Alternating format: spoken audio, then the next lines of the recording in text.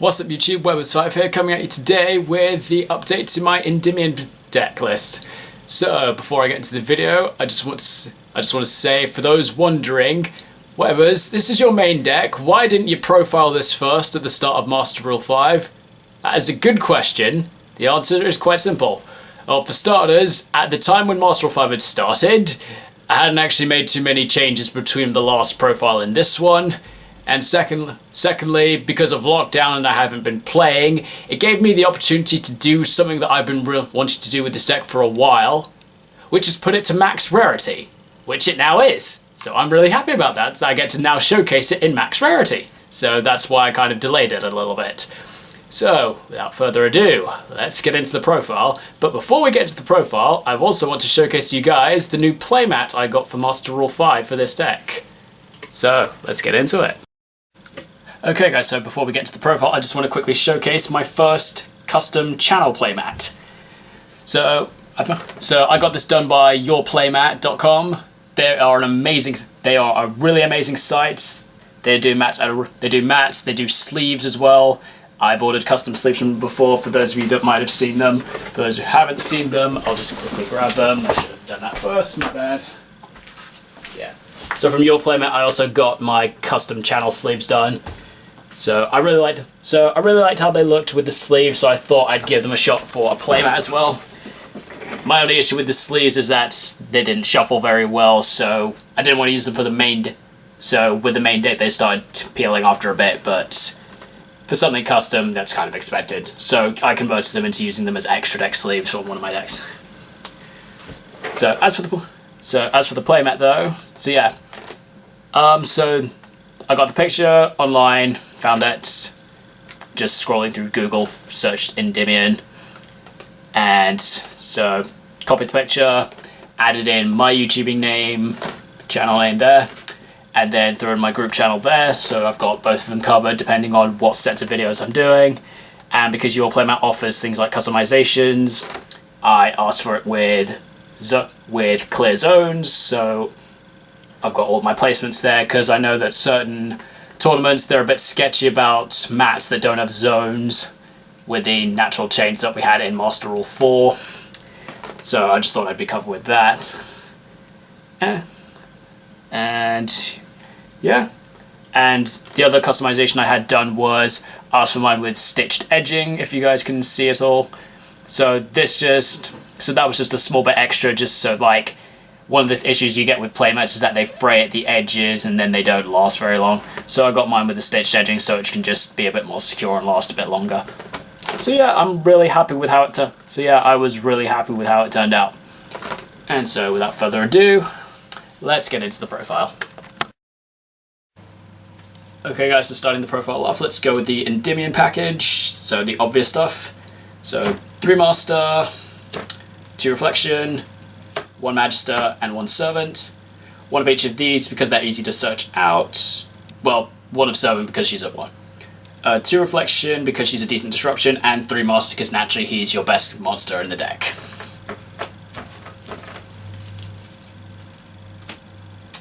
Mythical Beast package.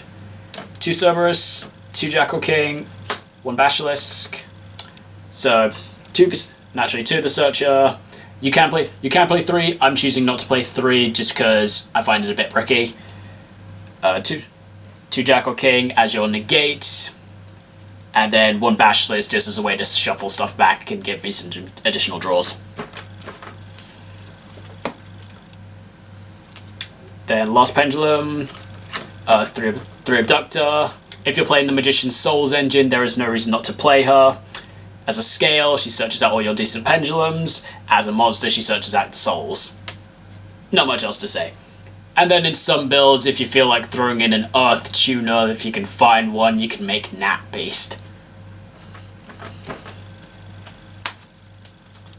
So that's it for the pendulums. Into the non-pendulums. 3 Magician's Souls. This card is so good in combo with Selene. Opens up so many options. Also really good to get rid of your getting rid of your dead spells.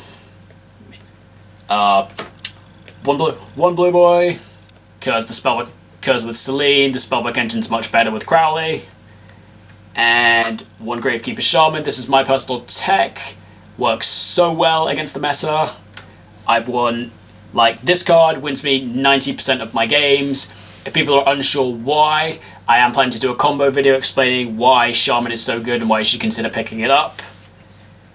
Shaman's pretty easy to pick up right now. Like, the super rare version that I've got is like £2, and she also came with the speed dueling deck, so that's even cheaper. So, guys, there is no reason not to play Shaman, but as I said, I'll explain that in the combo video.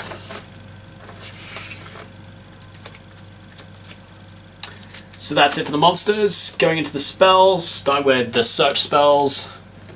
3 mastery, searches your Endymions, set you up, and set you up with counters.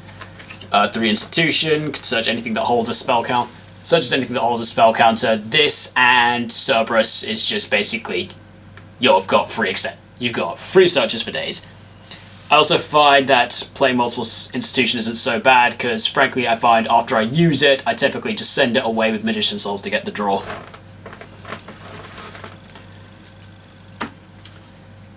Field spell package, 1 terraforming, 1 set rotation, and my targets being 2 Citadel, 1 Secret Village, and 1 Necro Valley, and then separately I have a translation of the Necro Valley because mine is Ultimate Rare Italian, because that was the only one available when I was rarity bumping the deck.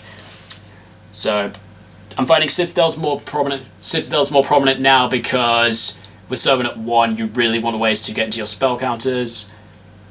So Citadel, and typically you want to go Citadel, load some spell counters on it so that if you search Servant later on in your combo, which you frequently do since it's at 1, so you can just scale it, use it with Citadel, and then you get your summon guaranteed.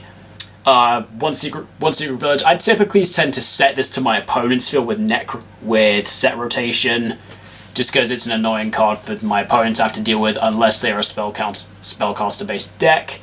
And I prefer to give myself the Necro Valley because it hits more my opponent's deck than mine.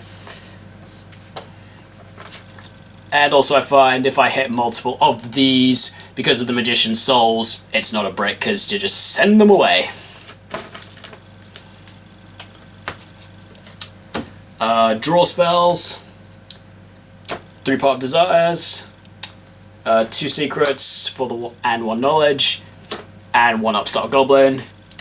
Because we're pendulums, we like having cards in our hand to give us more options, so trying to up on my draw engine. And then the last spell I'm playing, 1 instant fusion for going into Millennium, as the option of Millennium Eyes or 1,000 Eyes before I do my full combo. I know instant fusion's at 1, but it's one of those I'd rather have it than not. So that's it for the main deck, guys. Going into the extra deck next. So let's start with the kind of non-explanation needed ones. Appaloosa, she negates stuff, and she looks very beautiful in Starlight Red. Borrowload, he robs stuff that annoys me. Borrowsword, he OTKs stuff, which is pretty useful. Crowley, Crowley sets up for Selene, sets up for Selene. Daybreaker, he's a nice backup link.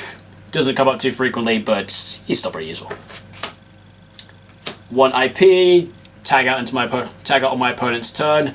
Also, shout out to my good man Aaron Hemman of Jam Jam Cards for setting me up with the Starlight Rare. And so IP is really useful also with Selene if she gets threatened, because I then turn her into Avramax, and then Avramax typically is a very big problem card for people to have to deal with. Then there's another option for 1 Unicorn, spin stuff away. 1 star Yugioh, additional draws if I need them. Doesn't come up too frequently, but good option. And then last link is 1 Selene. I don't feel the need to play more. I understand how good she is if you play more of her, but my extract is pretty tight for space, and frankly, 1 is enough. I find 1 is enough. So that's it for the links. Next, Xyz. 1 Dark Anthelion. I find that this doesn't come up too frequently, but I kind of like having it as an option if I have to deal with a big monster. And his effect to halve and Rob's points is a quick effect, which makes him really good. And then if he dies, he becomes a scale 10, which is pretty useful because it means I can use up those Cerberus again. I can summon back out those Cerberus, which is pretty useful in a tight spot. I'm not completely sure about Dark Anthelion. Part of me has been tempted to try Hierophant of Prophecy, but he only takes out back row, so it depends how much back row matchups I get, but I will think about it. One Absolute, just in case I go into the Vortex, just as an option. This one doesn't come up too frequently, but rather have it than not. And then, as I previously mentioned, my instant fusion targets: 1000 Eyes Restrict, rob a monster, and then Millennium Eyes Restrict to stop hand traps.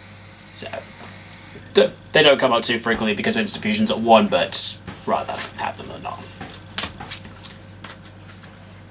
And then just going to quickly go through what my side deck's been. I haven't actually been using this on Dueling Book because I play a lot of singles, but just in case anyone's wondering, going with 3 Gizmek Kaku.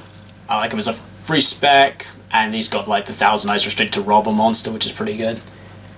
And then 1 Fog King. I can abuse this with Magician's Souls to stop tributing based strategies like True Draco. I think there's a couple other decks that do. It's useful against Infernoid as well, which I've been seeing at my locals as well. So, pretty useful with that. Also, he's an anti-Nibiru card, or basically any board breaker that your opponent would side deck against you. So he's a good counter-siding card, if you would. Then, another card that I've got on my side deck because of Souls.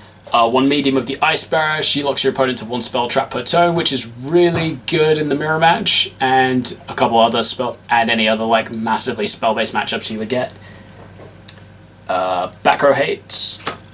3 Cosmic Cyclones, probably the best back row removal at the moment because of the amount of stuff that's currently in the meta / coming to the meta, which has effects that go off in Grave, so banishing them is just better.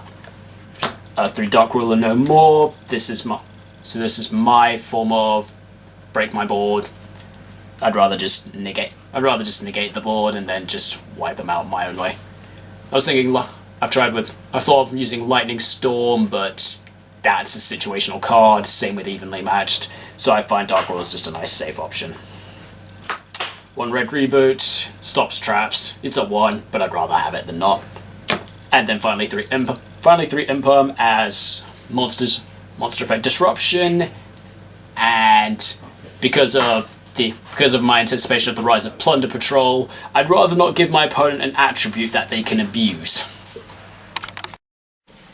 Okay guys, so that's the profile. Hope you all enjoyed it. Leave a comment below on what you thought about it, and as I explained in the video, I will be posting a follow-up with the combo between Magician's Souls and Gravekeeper Shaman. And if anyone's also thinking about what other cards that you could use in tandem with Magician's Souls, feel free to also check out my video on Magician's Souls Selene targets. And also, as I mentioned, and as I did reference a bit in the video of dealing with matchup with Plunder Patrols, for those wondering, will I be doing an update to my Plunder Patrols? Yes, I will. I've done my pre-order on them. Hopefully I should have all the cards by next week, so look out for Plunder Patrol profile coming up. But thank you so much for watching, guys, and I will see you next time. Thank you so much for watching. Be sure to subscribe to Webbers5, and if you're already subscribed, feel free to hit that notification bell so that you never miss an upload.